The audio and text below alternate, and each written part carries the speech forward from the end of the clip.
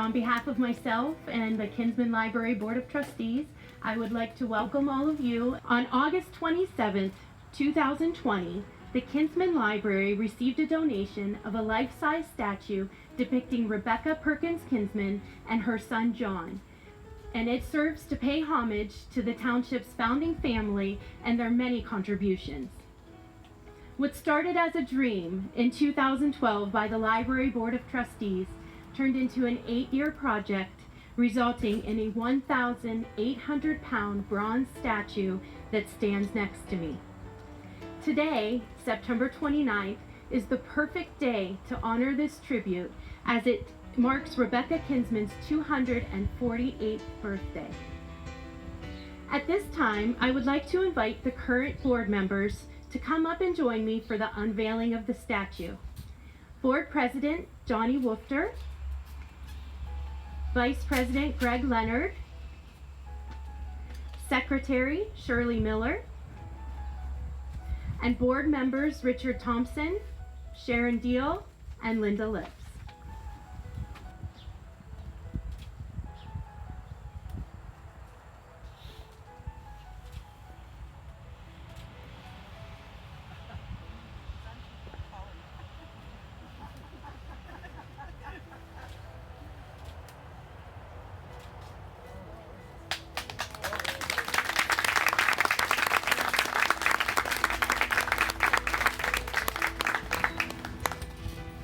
The statue, which was funded by private donations from Kinsman community members, was designed by Michael Kraus, artist and curator at Soldiers and Sailors Memorial Hall and Museum in Pittsburgh, with the enlisted help of sculptor Travis Cook. The statue design began with careful thought and historical research, and the method used to develop the structure from start to finish is truly fascinating. I am pleased that the artists are joining us today to talk about the process of creating this beautiful work of art. Without further ado, it is my pleasure to introduce to you artists Michael Kraus and Travis Cook.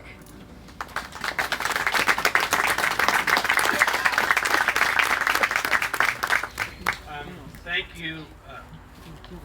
Thank you. There's a lot of thanks that can be mentioned here. Dick Thompson and the committee. This is a really special day, not just because it's Rebecca's birthday and a statue is being unveiled, but this is public memory. This is a thing that's going to be part of Kinsman for generations to come.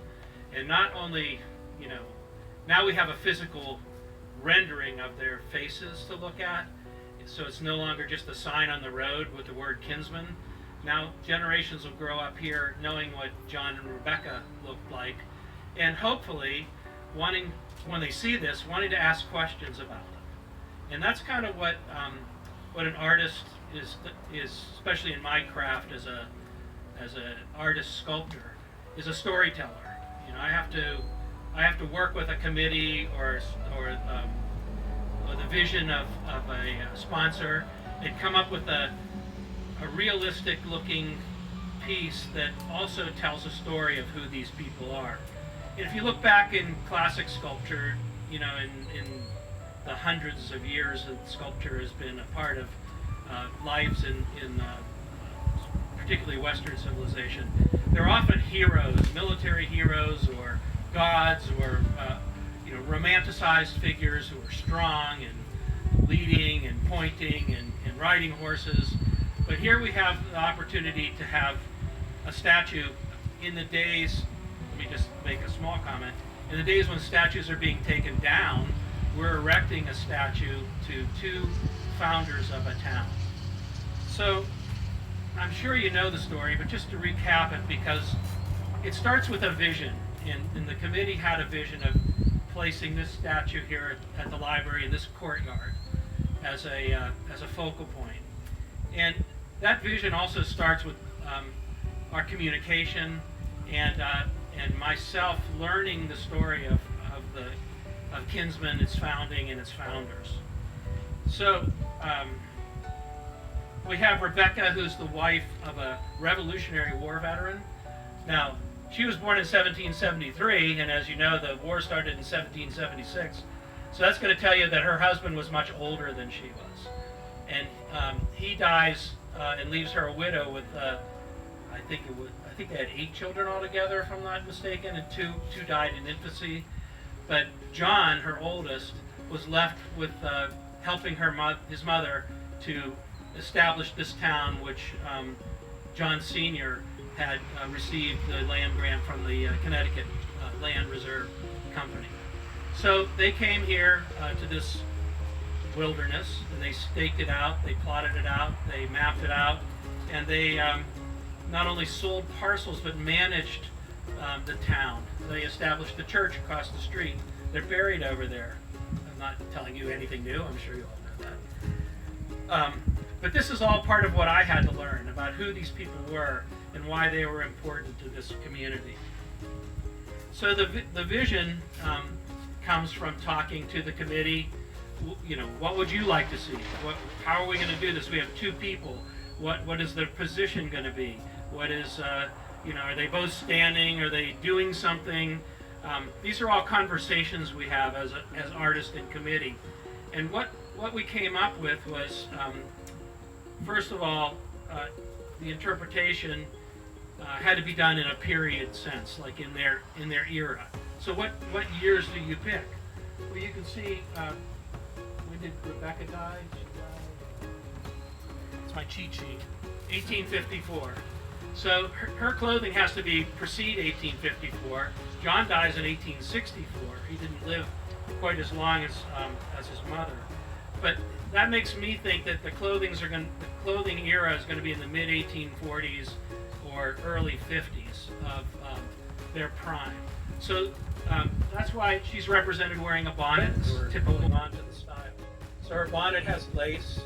She wears a shawl, and of course a long dress, which as a sculptor is great because I don't have to do body parts. I just have to do folds, lots of folds. And I chose to put her, and we had a discussion about this, in a Windsor chair because she was from Connecticut. She was a New Englander, and they would have brought their furniture with them. And that furniture would have reflected the finer things that were made in New England, finer furniture, and the chair would have been one of those elements. So she's seated in a Windsor chair. So how do we know what they look like? And this is a really good question. You know, we all have photographs on our phones of our children, our grandchildren, our projects. But in 1854, photography was a really new invention, and most people weren't photographed. So that meant that they were painted. They hired, if you had enough money, and if there was a competent artist in the area, you would hire a portrait artist to paint your picture.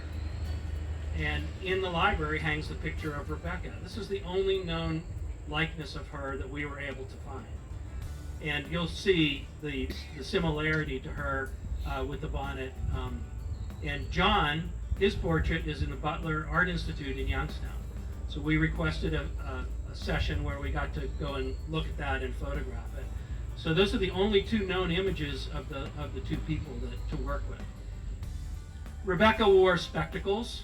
In the painting, she has spectacles, little tiny granny glasses, little wire rim glasses. And I first wanted to have those on her face, but as we worked through it, they blocked a lot of her features because I couldn't just leave the wires because you know, people are going to be touching this and kids are going to touch it and they could bend and break it. So I decided to put her glasses on her book. So her glasses are there, and the book is open. It's a Bible, and it has a Bible verse etched in it, kind of reflecting, again, her culture and her time.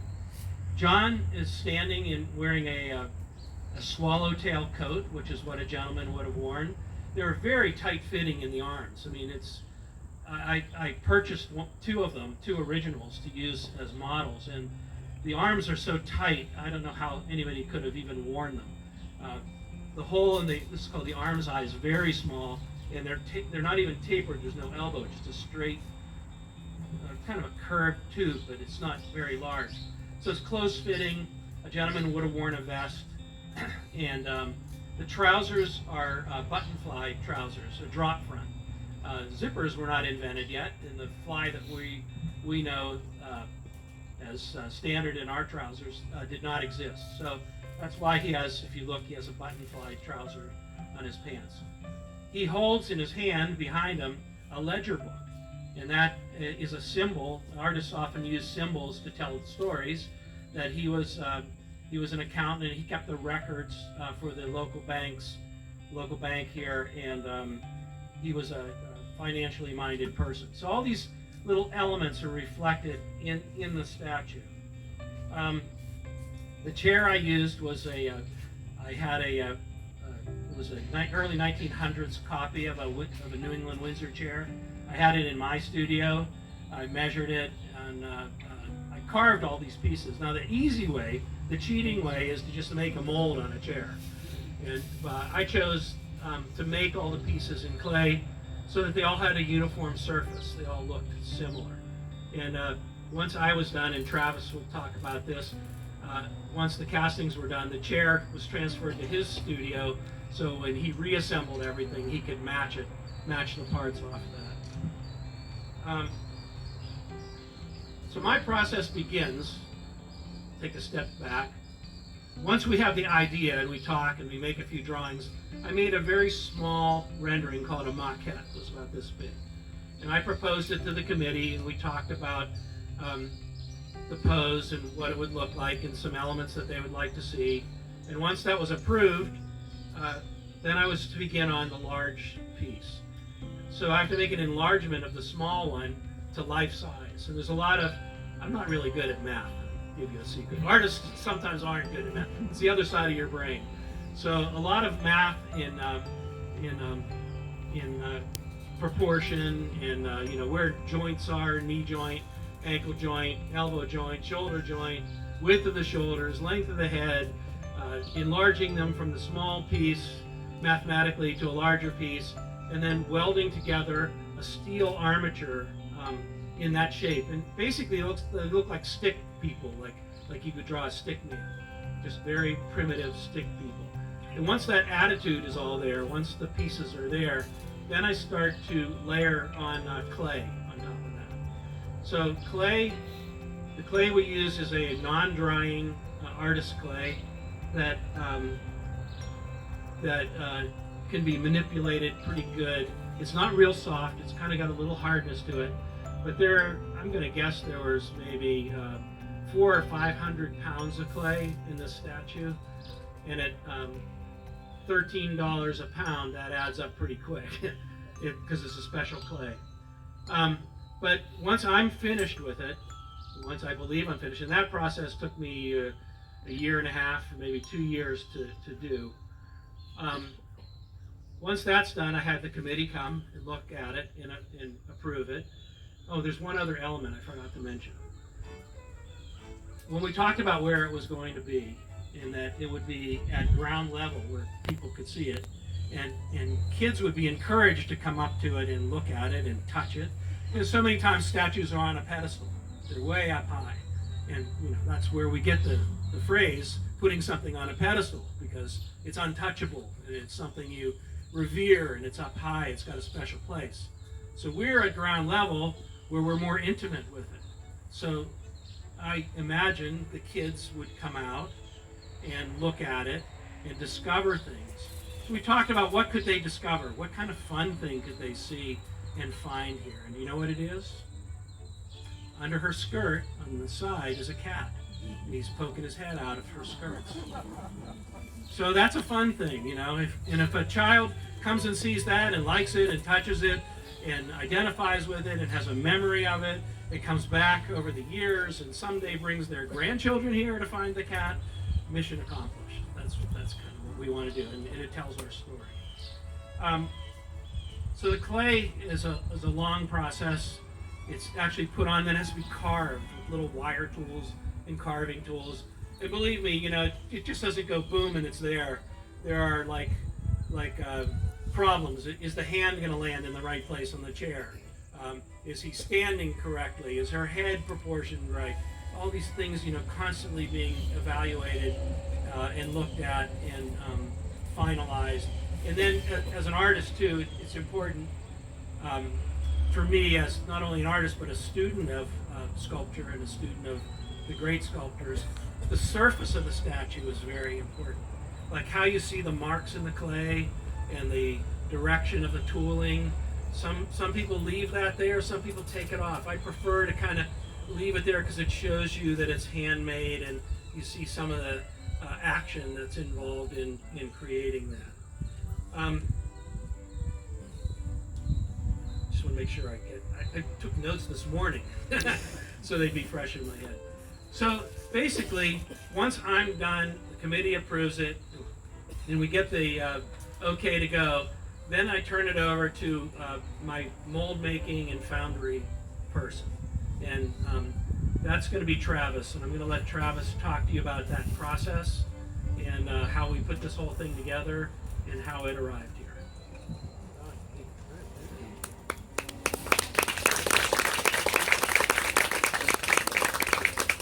As Michael was saying, once he finishes his process of sculpting and detailing, once it comes to my studio in Cleveland, I start translating all of his work.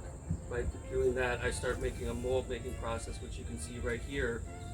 You can see the original head that he had sculpted, and on either side of it you can see what is a polyurethane on the inside. Yeah, if you want to take that out and kind of show them how this is all put together. There's a rubber housing that is made on the face itself, all around it. This is the back of it. So that'd be the back of the head. And as you can see on the outside of it, there's a bunch of lock and key systems that will go inside and meet with the inside of the plaster housing. This solidifies everything so nothing can move once you put your wax inside of it.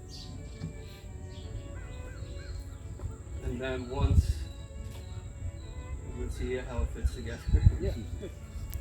Once that is, all the molds are made, then wax is poured inside of all of these molds, and you get your hollow impression of it.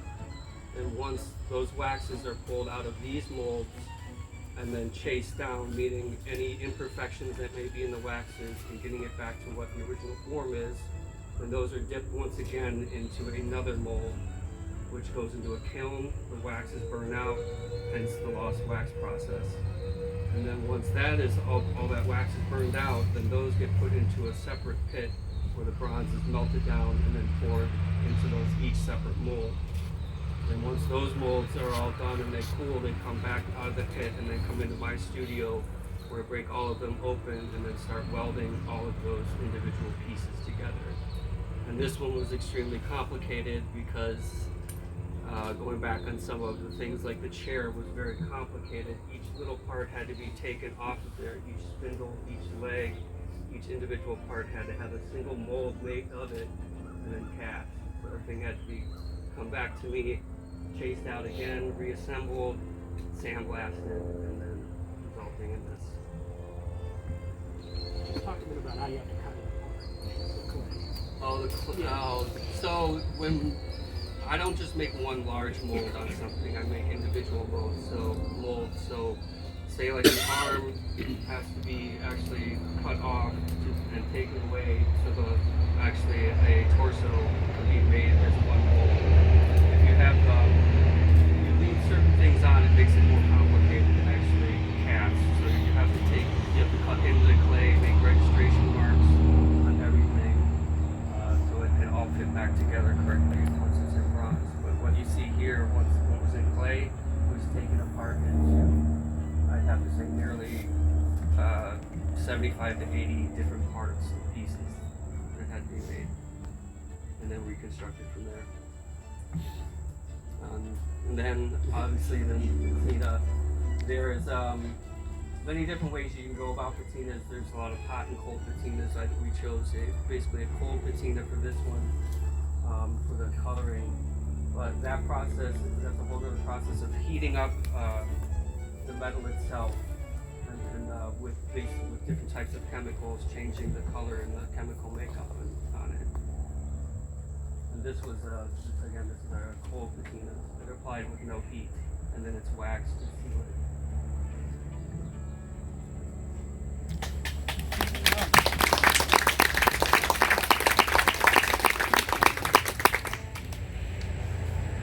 we have a question? Yeah, is there any questions? How long does it take from the time that you get it to be ready for bronze? I know you take it apart and you have to weld it, but how long does each step take you? Your first step. Well, I think she's asking like after, when it goes to you. When it comes to me, the process, something like this size, life-size projects, usually around 8 to 9 months is my side of it. And that's with everything going well. You know, you don't run into any issues along the way. Yeah, we had a little issue. We had some issues. But it's here. We got it done. Anything else? Travis, you mentioned 75 pieces, which is interesting, but you didn't say those all have to be welded or brazed back together again and then ground out the surface that you want. Right. Yeah. So The labor part. yeah, I use TIG welding methods, and again, then your build up of your seams or your welding material. You have to take die grinders to basically sculpt in every single fold, every single detail that goes along with it. Yeah, if you can imagine, I mean, I'm just looking at it and I remember her hand is one piece. The book in the other hand was one piece. The chair, all the parts of the chair were separated. Her head was a piece. His hand and the book, Hand, the the ledger, all of that, the heads were all separate pieces. The legs were cut at the knees. Even right down the details, like her her bow on her bonnet, like that was all in separate pieces as well. You had to have molds made of them and welded back on and chased out. And then the metal shrinks 1/8 of an inch per foot. Mm-hmm. So you have to think of that. I have to think of that when I'm building, and you have to think of that when you're putting it together. And so sometimes it's not always exactly where you want it to be. Right, there are parts that, again, there's different shrinkage rates when this is actually being cast in bronze. So this is actually maybe a little bit smaller than the actual clay piece. But as things move in the casting process, you might come where seams don't match, or you have big holes that you have to fill in. So you have to take into consideration how all of that's going to shrink and shrink together, and if they do it in uniform, you're okay. If not, then you've got to make adjustments to make all the proportions fit together. Good question. Yes. I would just make a comment. The library has portraits of those. Are they both of them? Yeah. Yes. And actually, the portrait of John was something that was in the library holdings. We had it cleaned. Okay. The one of Rebecca is based on the one at Upton, and was Oh, okay. it's a photographic process. Oh, okay. The one that's here. Okay. So that Butler owns the original of Rebecca, Yes. and you own the original of John. Yes.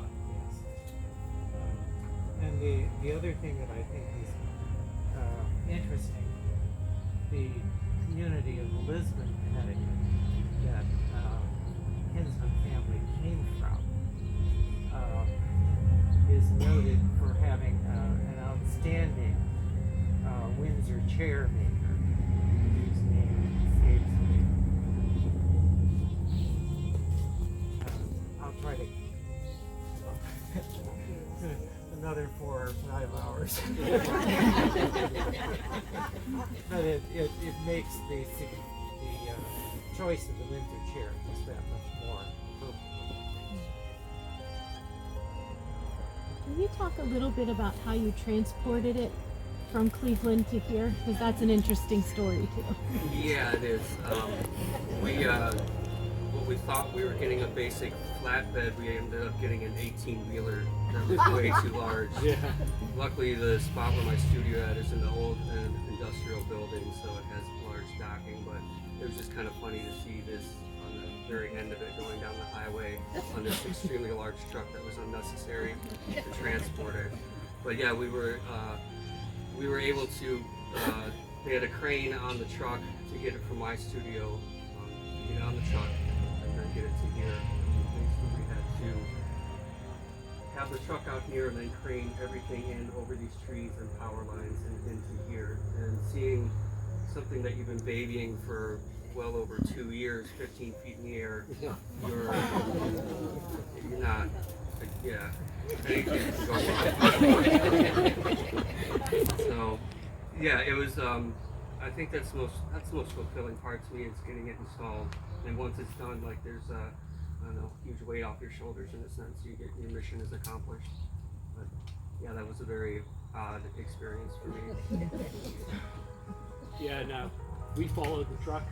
Yeah, Yeah. Well, the truck here. It's always fun to see people passing and looking at the bed of a truck, and there's two human beings frozen to the ground, strapped down. And it's always that's always a big day when it rolls out of the studio and it goes into somebody else's hands and then ends up where it's going to live. Right, and then your studio feels really empty. Yeah. You come in and you kind of feel lonely. Yeah, 'cause we both have had this intense relationship with this for 8 years. 2 for me, and then there was what we call the dark age in between, and then a couple of years for Travis to have it. But it was always part of our what we need to finish, and what was sitting there and had to be done. So yeah, it is when it's done. It's like when your kids grow up and they leave. The emptiness. Yeah. Yes, sir. Is that fastened in any way to the base, or is that? Yeah, there are on the understructure. There are the stainless steel bolt. There's nuts? stainless steel nut and bolts, 3/4 inch. Yeah. Stainless steel nuts that are welded to the bronze, and then this threaded rod that comes from that. And then there's a receiving hole we drill in the piece. We dry fit it one time, make sure it's going to work, and then we bring it back down. And it's the epoxy dip. So you need a pretty good. It would take a lot to get it off. And it's stainless steel, so they won't. The vandalism is always Always, yeah. Yeah, it's just been amazing to see what. Bronze is pretty impervious. It takes, was it 1,800 degrees is when it gets liquefied? 2,100. 2,100 degrees to get it into a liquid form. So that means no weather is going to affect it unless we have a solar catastrophe. So only thing that can happen is vandalism, like paint or pulling it apart. And, we've seen that lately. Some statues could be toppled off their bases. But yeah, the bronze is impervious. It'll be here forever. Can you tell us what the metallurgy is for bronze? Yeah, so basically the makeup of bronze is usually 98% copper, and then 1% zinc, and then sometimes, depending on who the smelter is mixing the metals, sometimes they'll throw in some steel in there. And mostly the zinc and the steel are to make it more viscous, so when it is heated up, it flows more freely into the molds.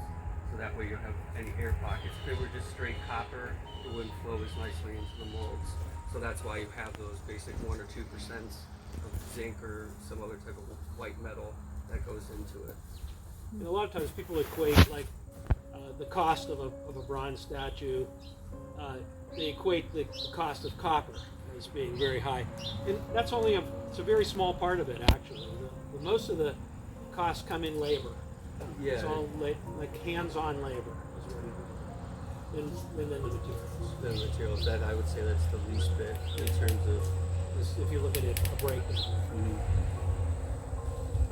how many men in your shop work on it? Just me. Just me. There's the shop right there. I came and I helped a little. Yeah, he came in a couple of times to help me rig things up, but other than that, it's just me and the working. Yeah, we had to rig up chain blocks and a crane and a couple of different things to be able to pick it up. Yes, ma'am. Will it develop a patina? Bronze will develop a verdigris patina. But we coated, so bronze is really like a brass. If you would look at the raw metal, it's yellow. So if you would just leave a yellow statue out, it would turn green, kind of brown first, then green. But we gave it a synthetic patina with a chemical that made it black, like a dark brown. And then if we would have just left that raw like that, it would start to develop a green patina over the years. But we coated it with because I know people are going to be touching it, climbing on it, so we coated it with a really highly recommended exterior product to seal the metal. So there might be a blossom or two here of a patina, but we'll take care of that.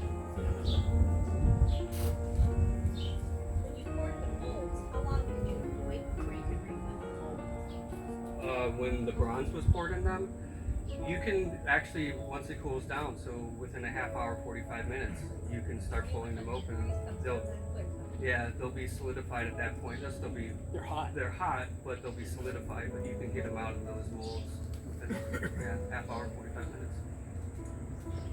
And it's amazing because Travis has to make like if you were going to pour this, you pour it this way. Right. So there has to be a channel for the metal to go in. And the metal will flow down and then start to come back up again.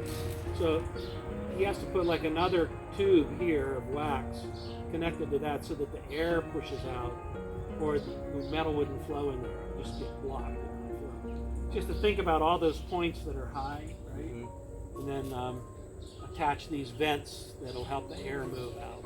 So it's quite a science, really.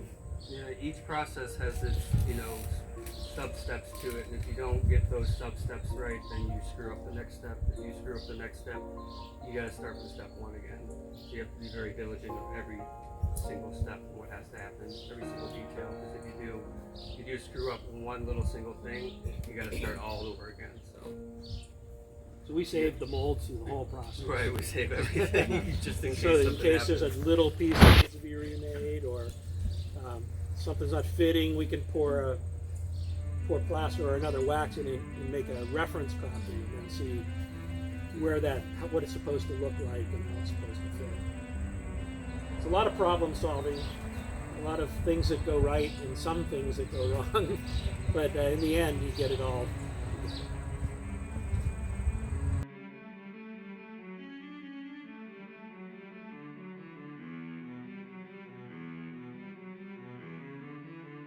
Gracious woman with a passion for her religious convictions and for education.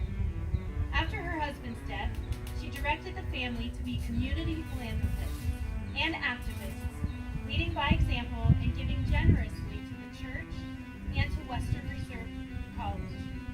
She also urged her brother, General Simon Perkins, to give to the college during its time of need, stating, "We must not let that college go down. You must give, and I must give."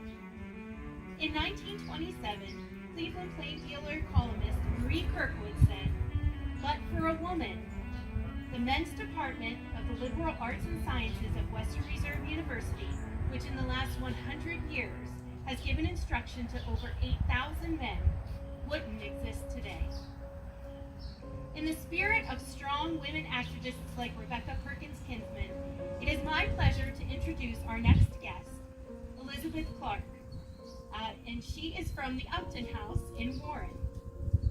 She will be talking today on a local woman who played an important role in the history of the Western Reserve and in the women's suffrage movement.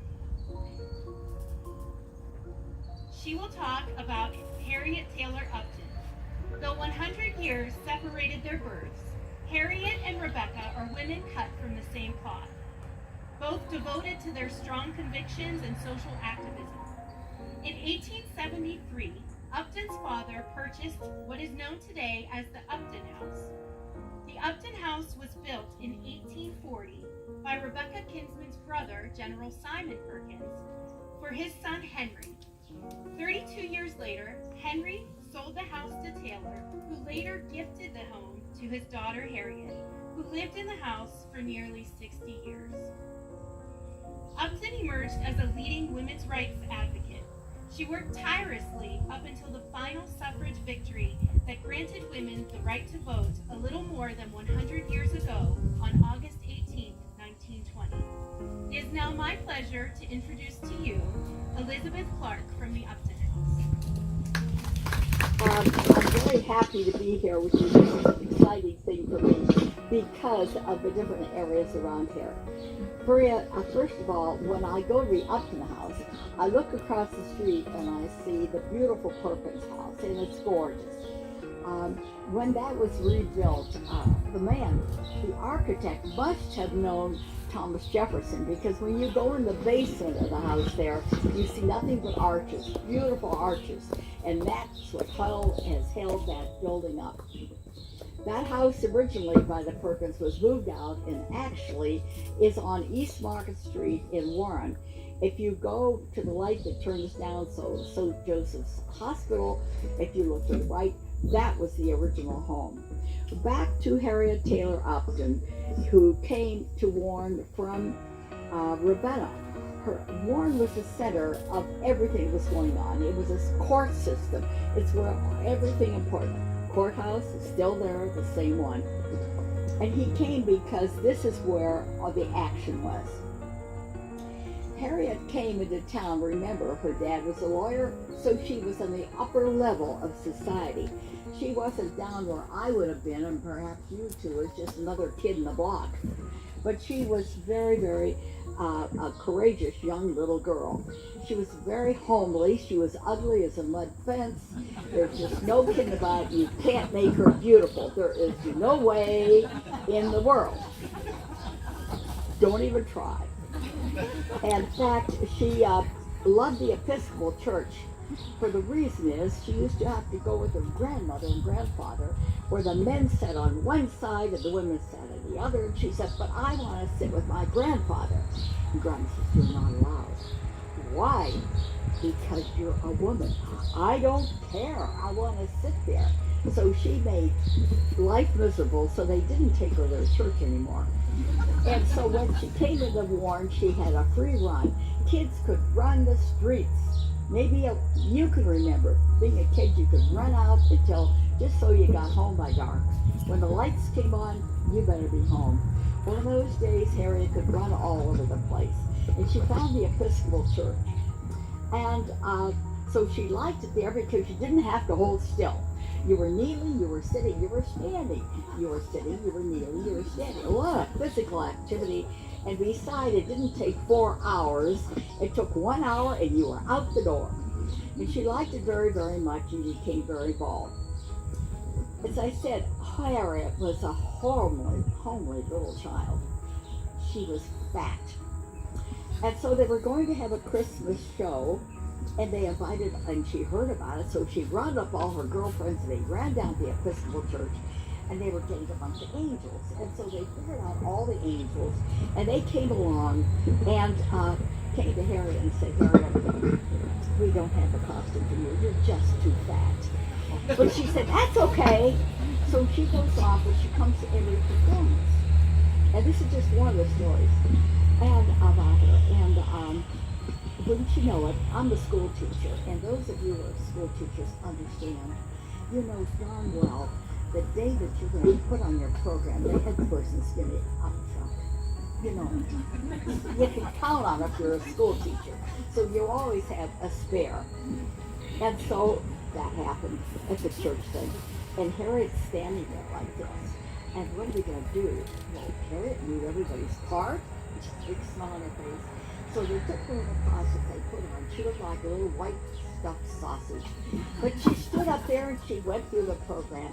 And there were two little ladies in the front row, and they said, where did they ever get that fat angel? And she heard it. And she said, ladies, if it wasn't for this fat angel, there would not be a performance tonight. And she stepped back and kept right on going. I have to tell you another one. I love this thing because in Warren we had a place called Red Run. They were talking about Red Run because it overflooded. It had overflooded, and Harriet loved it because when it was real hot, she'd gang to get all the kids together and they'd go down swimming in Red Run. Well, this one day she took along the Episcopal Book of Common Prayer. Now you could, from conception till death, you're covered in the prayer book. So she takes it, and all the kids are down there splashing, having wonderful. She baptizes them. And she comes home. The kids, it's been such a hot day, but everybody's happy. And she's home. There's a knock at the front door. And Mrs. Taylor goes, and here's some mothers, and they're furious. And they said, do you have any idea what your daughter has done? Of course, Mrs. Taylor didn't know a thing that she'd done. And lo and behold, she said, she baptized our children. It's legal. What she did was absolutely legal. And Mrs. Taylor says, oh, Harriet, she calls her down from upstairs. Harriet, you're through baptizing. No more. But this was Harriet. She had a million things going. Now, she was a privileged child. Her dad was a lawyer. He became a circuit judge, would come up all through this area where you're living right now, and she would come along with him. So she got to be treated like royalty every place she went because of the position of her father. She got to know everybody. And I don't care where it was, she made friends. First they forget what she looks like. After you get over the shock that she's home in her mud tent, she takes on, her personality takes over, and now she's got you. And they love her. Life goes on. She goes to high school. She graduates, probably 8 or 10 in the whole class at Warren High School at the time. At the time, her mother's not well, and but she's going to take a year off. Remember, there's a lot of money here. They have plenty of money, so she's associating only with the upper class, not the cooks, or the scrub ladies, or the laundress, or the nurse, or the teacher. She's in an upper level. So anyway, she decides to take a year off, and so she goes to Florida, but when she comes back, her mother is ill, and she becomes very, very sick, and she dies. Well, now Dad has been selected, not elected, selected by Garfield, because he is now going to be president, and so he needs somebody to take his place in Washington. And so Harriet's going to go with her dad. They're still in mourning over the loss of their mother. They were extremely close family. And so off goes Harriet to Washington to be with her father. Now they live in a rooming house, a big rooming house, where all the rooms in this big house are rented out to different representatives. And then they meet for the dining room. They meet at the dining room area. And again, this is a homely looking girl. I don't care if she's 18 or 19. She's just plain homely. But she wears crazy hats, really wild hats. So she goes and they have dinner the first night, and who does she meet? But the representative son from Oregon, who has just graduated from West Point, handsome as you couldn't believe it. We have pictures that he is gorgeous. He'd be a movie star, he was so good looking. And who is living in the same place as Harriet and her dad, but George Upton and his dad. Well, they're having dinner together all the time, and before you know it, she's entertaining everybody with her humor. They can't wait to get to supper, to get together to hear what Harriet's been up to. Well, he falls madly in love with her. And that took some real talking, I would think. Because this is not beautiful. However, when Harriet gets to Washington, she's invited to everything, because every time she walks into any situation, it becomes fun. Just wonderful fun. And so she's invited to everything coming and going. because you get those older women, their husbands were representatives, they just didn't get along until Harriet came into it, then everybody laughed. Her dad said, Harriet, I want you to meet Susan B. Anthony. And Harry says, why? Well, she's working on women's rights. And Harriet said, what for? Now you gotta realize this is a girl who had every right in the world. Everything was given to her. Everything. She didn't like what her dad was talking about. He said, I want you to meet Susan B. Anthony. And so they meet. And after she talks to her, she says, you mean that those kids can't go to school? Do you mean they can't do all the things that I do? That's right.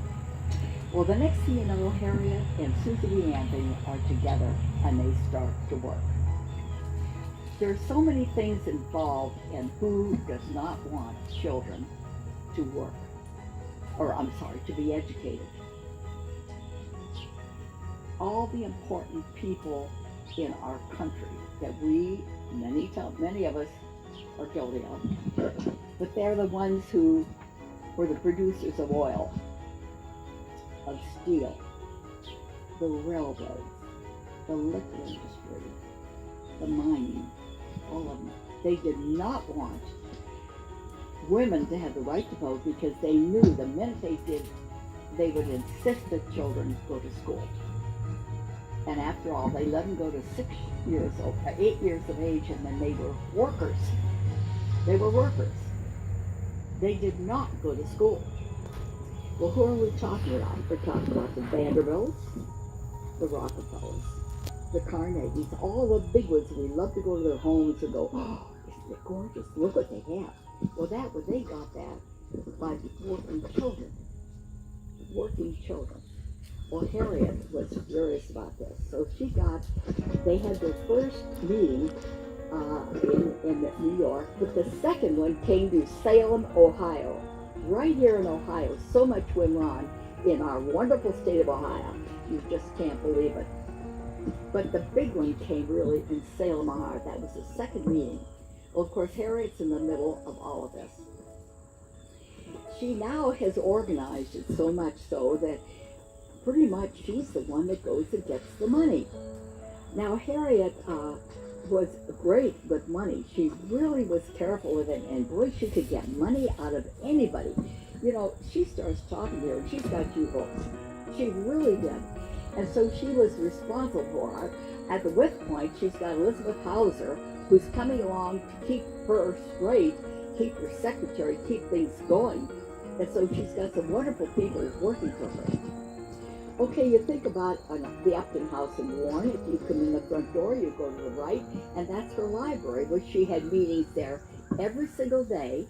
The women would come, and they'd write letters out, and they mailed them out to people every single day. They worked hard. Every single day, these ladies, who were they? Well, they were the rich ladies of Warren.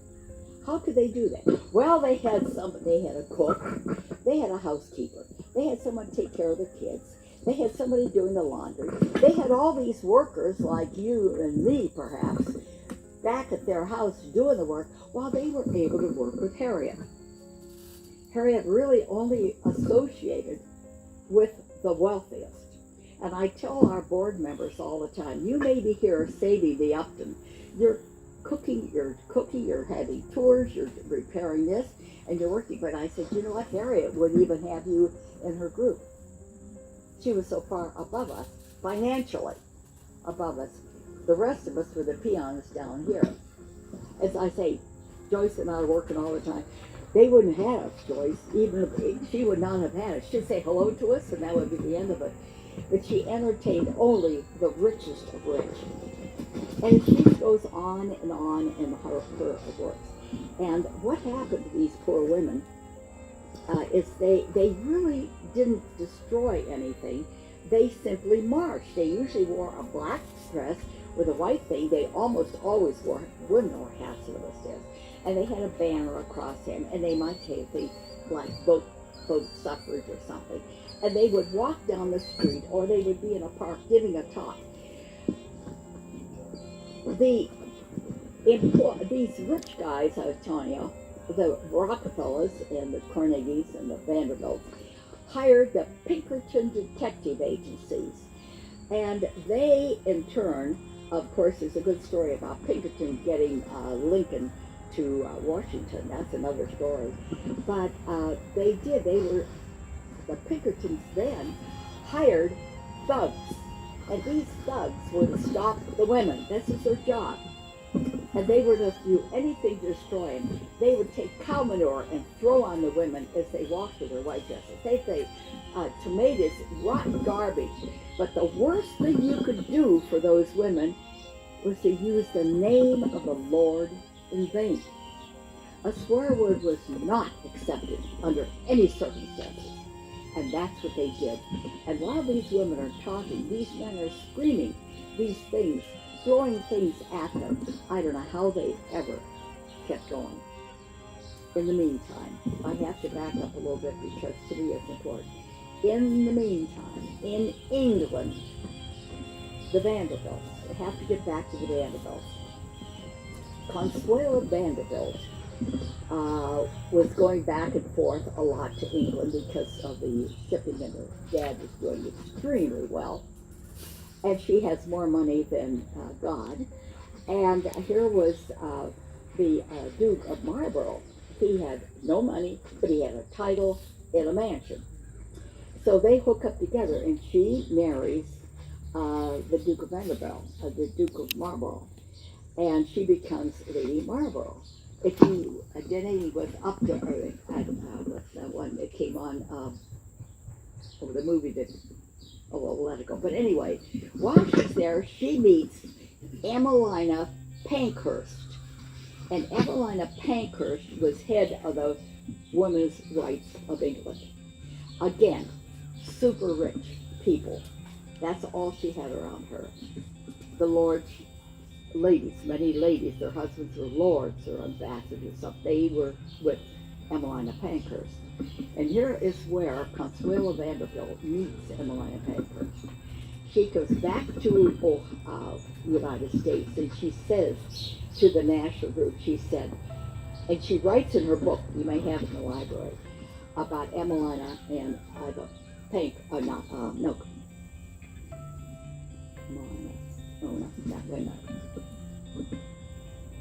I'll get it, sorry. But anyway, she comes back and she says, if you will move the movement away from Warren, Ohio, and Susan and Harry Taylor Upton, I will build you a 4-story brick building for the women's rights thing in downtown New York. But get it away from Warren, Ohio, get it away from Harriet Taylor Upton. Whatever you do, we've got to do that, which they do. However, I have to go back to Warren because she was having the meetings in the library at the Upton House. It was so crowded, it moved over to one of the Packard mansions, is where the current YMCA extra building. Then it was moved to the courthouse in downtown Warren. If you go in the side, the north entrance, go in and turn right, you're going to see that whole area back there. The judges, one of the courtrooms, was where the whole movement moved there. It was there until 1910 when the Vanderbilt was able to get it away from her and get it away. That broke Harriet's heart. And now, they accused Harriet of everything under the sun, and none of it's true. She was really maligned unbelievably. But they were still working against, of course, the women were working desperately. She was going everywhere. She was lecturing every place. And you have to remember what life was like there. It's so different today. You could go right out here and get on a train to any place in the United States, right here in Kinsman. There are train tracks. You know, we've had train tracks. Train tracks cut because of the Civil War, crisscross. You could go on any place, and you could travel anyway within nothing. I mean, in Warren, you could go 2 blocks and there was a train station that could get you any place in the United States. All you went down, got on a train, you shifted a couple times, but you could get there. What is happening now It's gone to New York, but it's still having a terrible time. After the Civil War, many men went out west because they had free land. You had all these train tracks out there, but on either side of the train tracks, they owned the property, but beyond that was wide open. And so they encouraged men to go out there and get free land. And so they went charging out there. And there was just one problem. They got that out there. They didn't have any workers. Nobody to take over. They had no children. They had no women. So they advertised back in Riley magazine, which still exists, if you women come out here, we will give you the right to vote, we will give you the right to own property, you're allowed to do everything. So they say, if you women will come out here and marry us, you can have everything. Women, well, who went out? Now, come on, let's think, who went out? Prostitutes, okay, widows, old maids, the worst of the worst, maybe, and they all went out there and they married these guys. How many of you remember the TV series Big Valley? Do you remember the giant place she owned? Well, where do you suppose she got it? She went out there, somebody in her family went out there and got it, so she was allowed to inherit all that. Incidentally, Wyoming was, it's either Wyoming or Montana, voted for the first woman to go to Congress, first in the House of Representatives. Do you think she was welcomed? I bet she was the loneliest person in Washington, D.C. But at least they had, Jeanette Rankin was her name, and she was the first woman. Well, at least that gave them encouragement, but still Ohio, and so many had not. We did not have the right to vote. And so Harriet continued working. She would go anywhere that anybody wanted to talk, any place. She knew all the presidents. She knew everybody. And it was getting right down to it. It was getting very, very tight. And Harriet realizes things aren't going well. We had one more to go. One more, Tennessee. They called Harriet, and the poor women had been down there. Do you remember when they had the doors with the transom that could open up, they would crank and get the air, hot air go out? What they were doing, those thugs were throwing on their white dresses, their white bedspreads, garbage in on these women through these transoms. They would get in there somehow to get at these women. As the story goes on, they're so discouraged, and there's 2 weeks before the final vote. We had one state left to go, Tennessee, and if it didn't go, it was dead, the whole issue. So they said, Harriet, we can't stand another minute. So she said, hang on, I'm coming. Now she was living in the house, the Upton house, and so she packed her bags, had somebody take her down to the railroad station, got on a train, went to Cleveland, right up here to Cleveland, changed, got on a train that took her to Cincinnati. Now, please remember, it's hotter than Hades, it's in the summer. There's no air conditioning, and all the trains are coal-fired trains. So they got the windows up, and all that black smoke is coming back all over Harriet. Now, as I said, she didn't look like much in the first place. By the wind coming in, she's going to look pretty darn bad. Well, they get to Cincinnati, and she had to get off that train because there was the black train and for the blacks and for the white train. So she has to get on the next train, which eventually be called the Louisville and National train, which better known as the Cockroach Special. Everybody said it always, to this day, they refer to it as the Cockroach Special.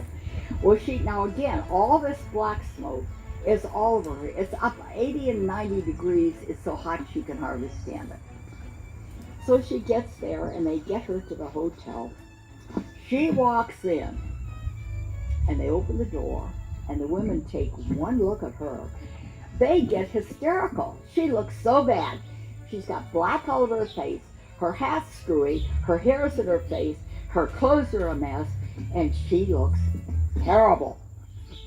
Well, they laughed so hard that, you know, when you're tense and you really laugh hard, you can feel the tension taken, right? You can feel it go right out of your body. Well, Harriet had them in hysterics. They were laughing so hard.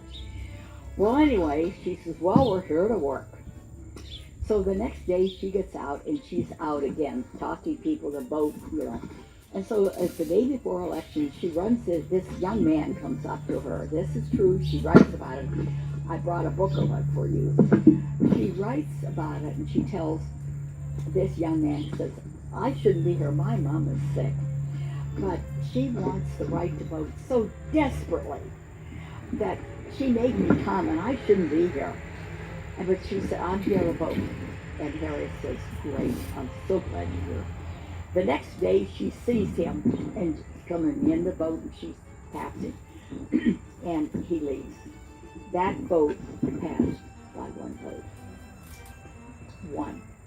So don't ever think that one vote doesn't count, but it does. And at that point, it has passed. The amendment for women's rights passed. The suffrage vote passed. At this point, Harry comes home. She hears about it, and she's going to Washington. She's going to sit up in the balcony and enjoy it when they pass that, because she's up there in tears. She's so thrilled that it's finally going to pass. It goes on that she comes back home. I neglected to tell you her husband has already died. Things were different in those days. They did a lot in South America, and he was an inventor, and he had business in South America. Her dad just kept going, being a representative, until he eventually married somebody else, and I don't know what happened there, but I'm sure they were very happy. But Harriet had a rough life, but she had so many dear, dear friends, and she was such an organizer that she came back, and she comes back to Warren. She's lost, she's really won, but she's been cut down in so many ways. How she kept going, you wonder. But she came back, she became a 15-year member of the Board of Education, which no woman had ever. She was elected to the vestry of Christ Episcopal Church, which they never, ever had a woman, and never had a woman after her until the 1950s. But Harriet was elected. She started the League of Women Voters. She started, the Red Cross. She became a Sunday school teacher for over 15 years. She loved children. She never had any of her own, but she loved being around children. Now, as maybe your grandparents, maybe you can remember your grandparents telling about the 20s. The 20s were roaring. They definitely roared. And people were investing like crazy.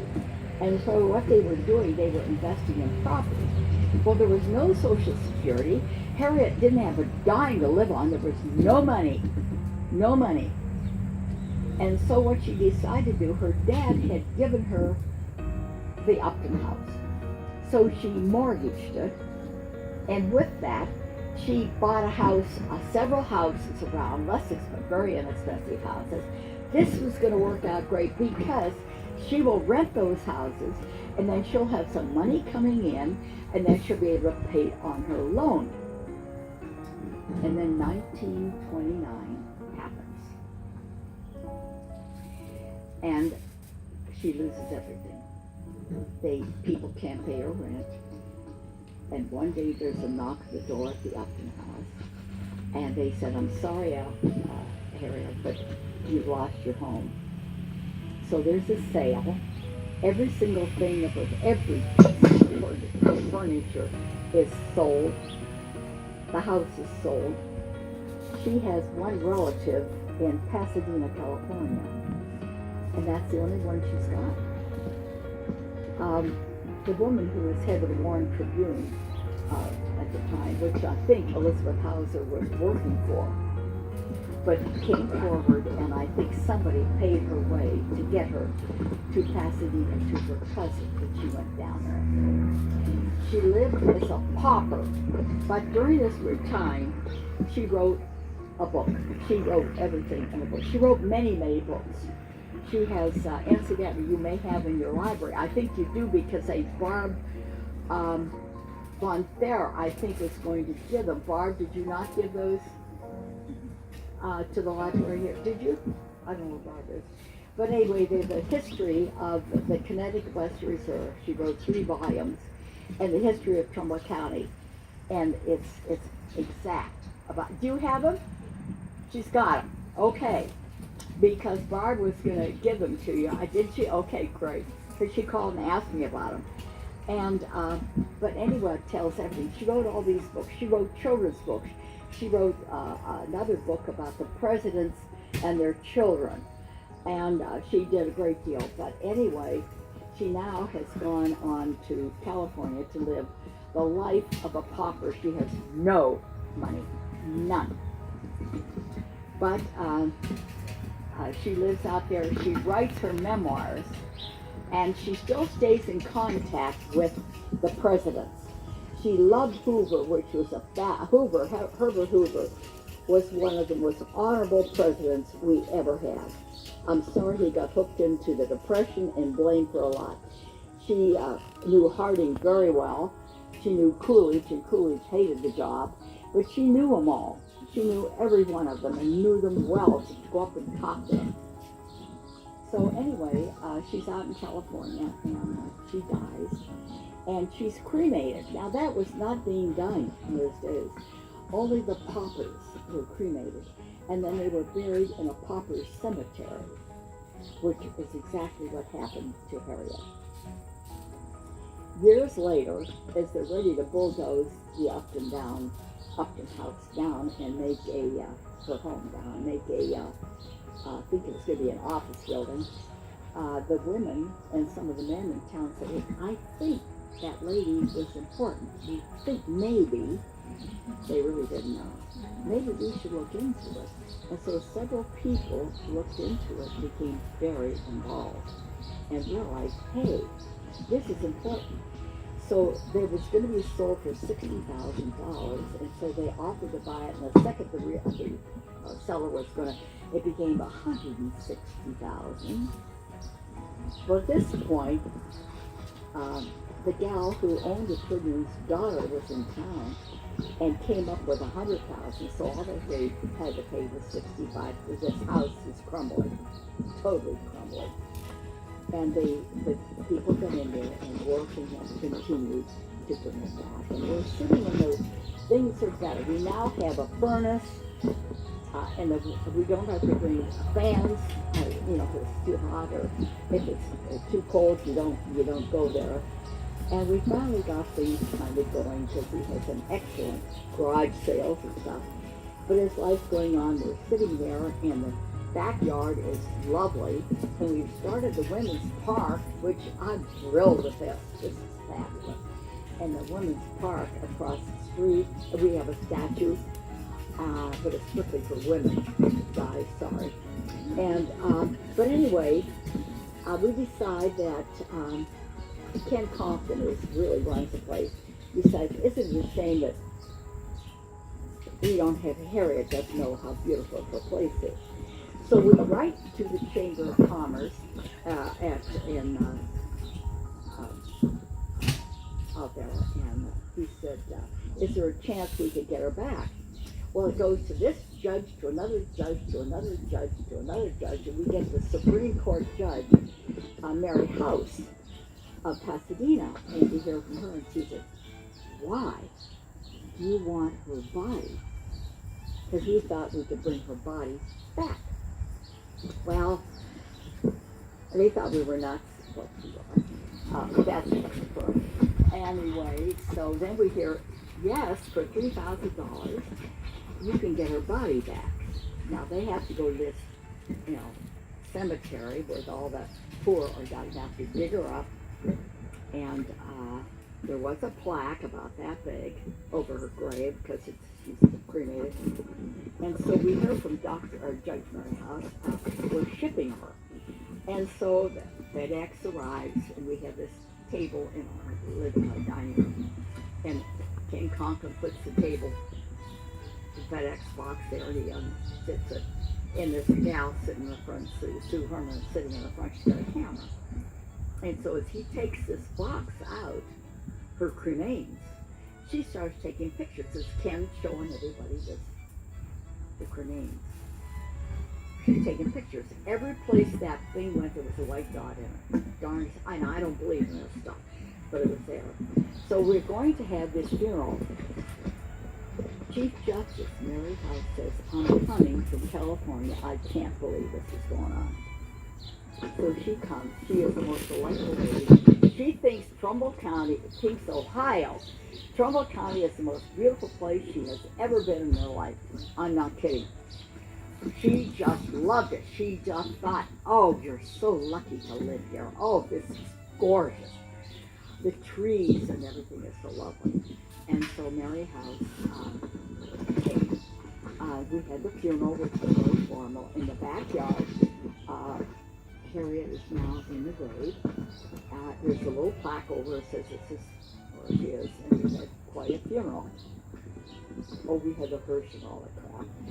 And so every couple of years, at Judge House, we hear from her, and she comes back. But Harriet now is back home, and she is honored all the time for the wonderful things that she has accomplished for you and me. I mean, the things that we have today, we could never have had without Harriet Taylor Upton, okay, Elizabeth Kraus, all the people who worked with her. And we're always thrilled if somebody comes to the Upton house and we can take them around. And you're most fortunate to have this gorgeous, gorgeous house. Because when she told me about this in the background, you are so entwined in the Hare Upton house, the Perkins across the street, and the gorgeous Kinsman house. All really started right here. And thank you. I had a great time. I was very interested in equality and rights for people. How did I get started on that? Well, I was the seventh of 9 children born to David and Mary Bixler Hauser. They were German immigrants, and he was a butcher. He was here by 1860, and they married in Trumbull County, 1862. He was relatively successful because he owned his own butcher shop. And then when my brother grew up, he became a partner with him. And that went on for a while. My sisters and I, and my brothers, we were educated. It bothered me, now that I think about it, pictures of our graduating class. 3 boys, 3 young men, and 12 women. Why was that? Well, it was because the men, boys, went to work. In Gerard, they went to the leather works, they went to the oilcloth factory, which even during the Civil War, the leather works were important. We had a contract with the Army to provide leather for the saddles, reins, everything that you needed for a horse. And that was a good thing. In 1889, yes, I knew that convention was coming to Salem, Ohio, and I just had to get to that convention. And because of the trains, which you mentioned, yes, I could do that. Went down to Salem. Salem was a Quaker town. They were very big abolitionists before the Civil War, big on the Underground Railroad, which Gerard and this area was all very involved in. So I went down there, and I just had to hear the lectures and so forth. Now, reading in the newspaper, now you remember, I've been gone since 1958, so now that I'm back, I was able to find everything, because now you have computers, which of course we didn't have at all. And reading the Ohio Buckeye from January 31st, 1889, regarding the annual convention in Salem, it said the National Women's Suffrage Association, no matter what a man may think about women's suffrage, he is compelled to admire the pluck, patience, and perseverance of members of this group. I would like to take this opportunity to thank you all once again for coming today to commemorate this joyous occasion. I hope you enjoyed today's program. At this time, I would also like to recognize and thank Mr. Ron Feedor, give a little wave here, who created the beautiful stone for the class. Just gorgeous. Thank you so much. I'd also like to thank Let's Party Rentals here in Kinsman, who donated the use of the chairs for today's ceremonies. Before you depart, I invite you to stop inside the library and visit our historical room. We are having an open house in there today, featuring local artifacts and serving light refreshments. We're going to close today's ceremonies by listening to the Presbyterian church bells. The original bell was donated by Rebecca Kinsman in 1850 when it was hoisted into its place in the belfry by a rowdy crew of seamen who worked for a local ship captain named Mr. Stanhope. Once again, thank you to all of our presenters, and thank you to all of you for coming.